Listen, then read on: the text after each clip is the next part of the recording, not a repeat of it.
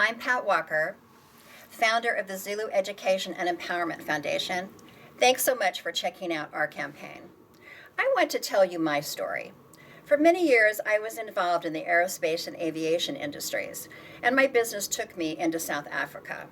My first trip was in 1995. Nelson Mandela had just become president, apartheid had ended, and the people were so full of hope and anticipation.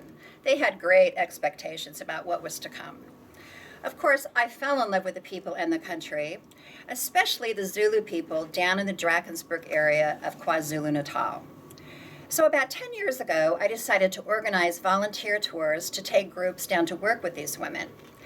We did some great work, but every time I would leave the country, I would come home and I would feel like we weren't doing sustainable work. I truly did not feel that we were making a difference.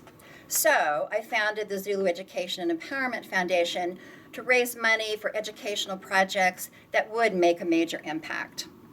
And through our partner on the ground, the Rural Women's Movement, we have funded some great agricultural projects, and those are going really well. About a year ago, I read an article about Boeing, South African Airways, and a company called Sky Energy working on a project called Project Solaris. And they were growing a nicotine-free tobacco plant out in the Limpopo area of South Africa.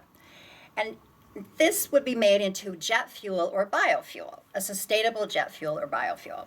In that article, it also stated that the partners would be looking for smallholder farmers out in South Africa to roll out the project to produce the plant if it was deemed viable.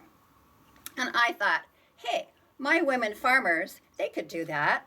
They are perfect for that project. So we began to strategize about how to involve the women. And we concluded that they needed to make contact with the three partners, especially South African Airways. We needed to hire a biofuel expert to look at the land and make sure they could grow the plant out there. And we needed to begin an education and certification program for them. You know, I have no doubt that they can be fully participating partners in Project Solaris. These women are extraordinary. They are smart, resilient, and some of the hardest working women you will ever meet. But out in rural South Africa, they have lacked options. Project Solaris is an option that could change their lives, the lives of their children, for generations to come. So I hope you will help us turn poverty into power for these deserving women farmers.